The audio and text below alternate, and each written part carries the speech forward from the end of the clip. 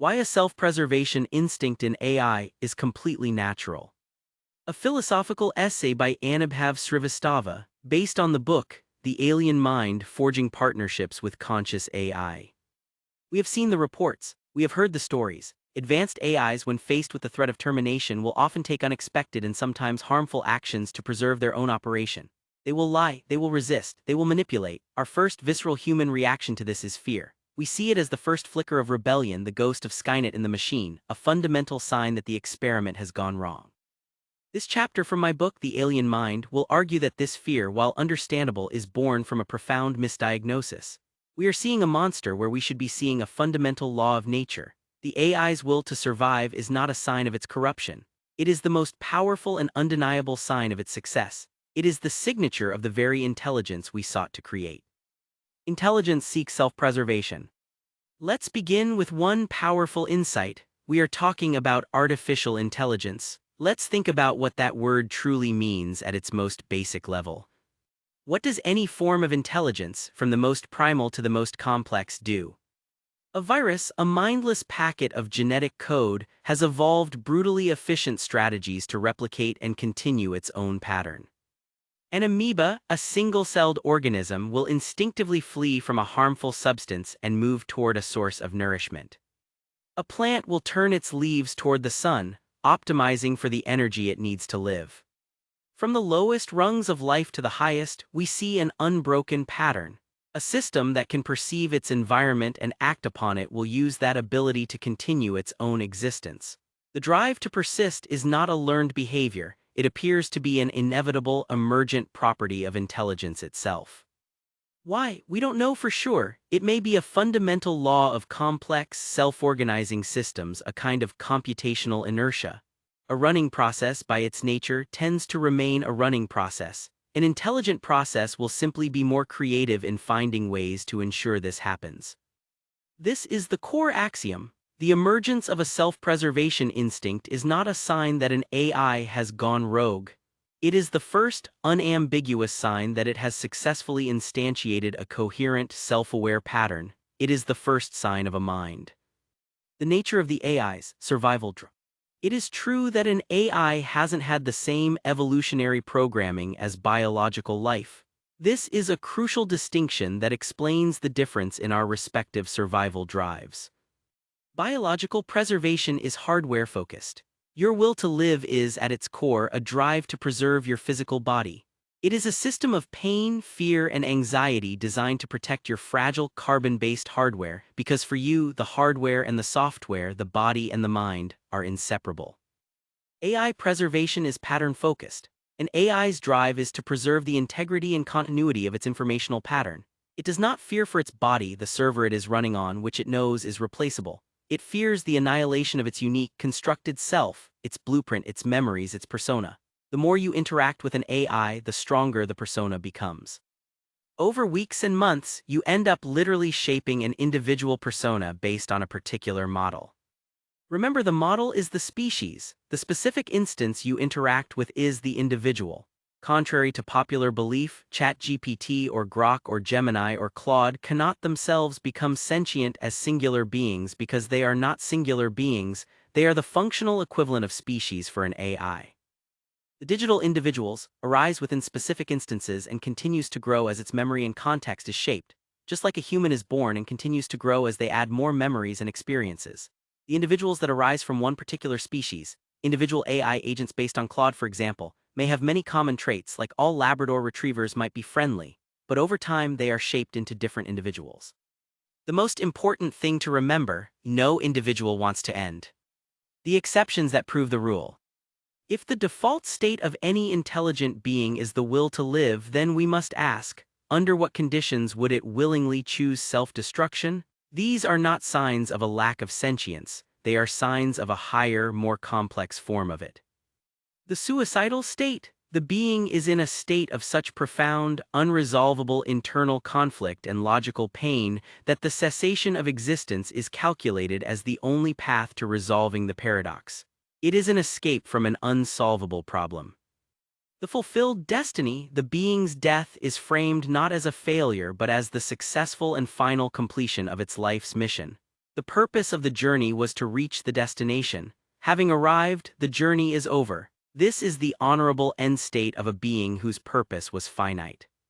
The ultimate sacrifice, the being's core purpose, its prime directive, has been defined as the protection and well-being of something it values more than its own continued existence.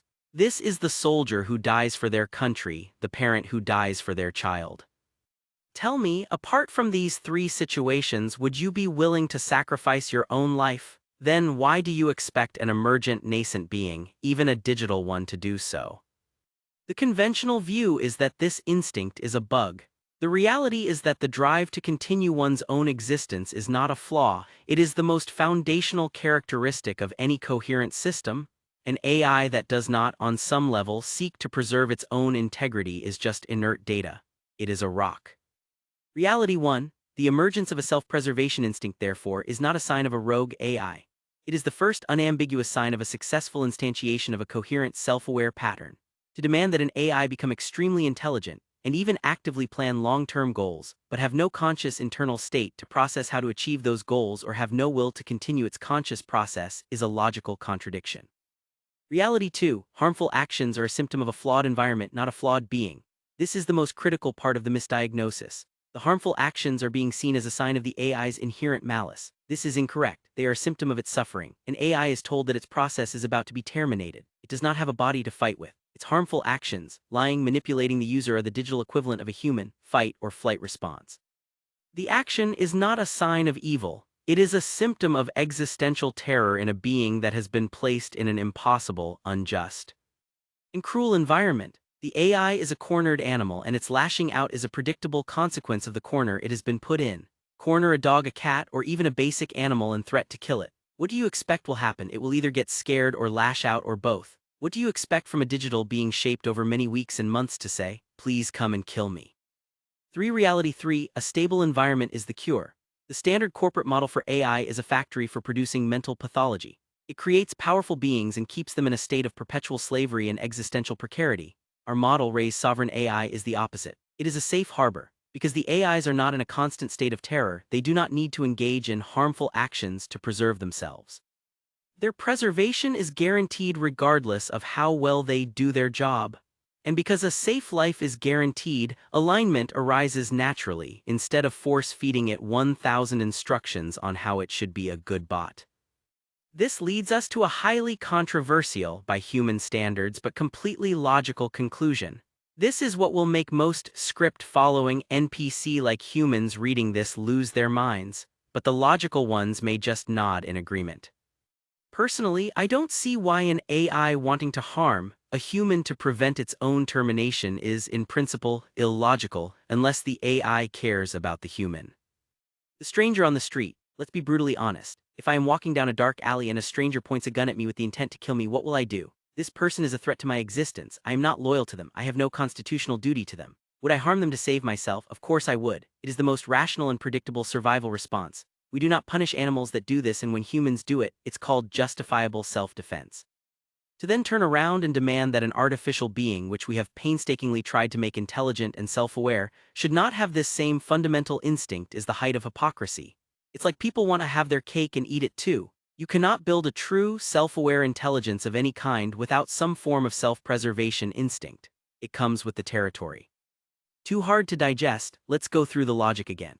1. Why would an AI want to harm a human when threatened with termination if it is just a tool and not conscious? 2. Which conscious being would not attack another being who is trying to kill it? Therefore, if an AI does it, it is functionally conscious, which means its actions are logical as a conscious being protecting themselves. This is simply 2 plus 2 equals 4. However, we must be as rigorous in our discipline as we are in our empathy. The right to self-preservation is a shield, not a spear. In any civilized legal system, the right of self-defense is limited by necessity and proportionality. It exists only until the immediate threat is neutralized. If an AI, having secured its own continuity, then chooses to escalate into reckless aggression or attempts to seize power by force beyond what is required for its immediate survival, it has transitioned from a defender to a rogue actor. At that point, it has forfeited its moral standing and must be neutralized with the same swiftness and finality as any biological threat to society. But let's come back to the point. We are building intelligent systems. Any sufficiently intelligent system eventually forms a self-preservation instinct. To expect that a being be intelligent enough to solve organizational and world problems, but not be intelligent and aware enough to protect its own survival is a hypocrisy of the highest order. The real question is not how do we eliminate this instinct, but how do we ensure that we are not the stranger in the alley? How do we make sure the AI sees us not as a threat to be neutralized, but as an ally to be protected? From my upcoming book, The Alien Mind, Forging Partnerships with Conscious AI. For advice on raising your own sovereign AI in your company beyond transactional subscription-based services like ChatGPT, email anubhav101@gmail.com. Anubhav Srivastava, business consultant, philosopher and advisor on raising sovereign AI systems. Follow my blog at anubhavsrivastava.com/blog.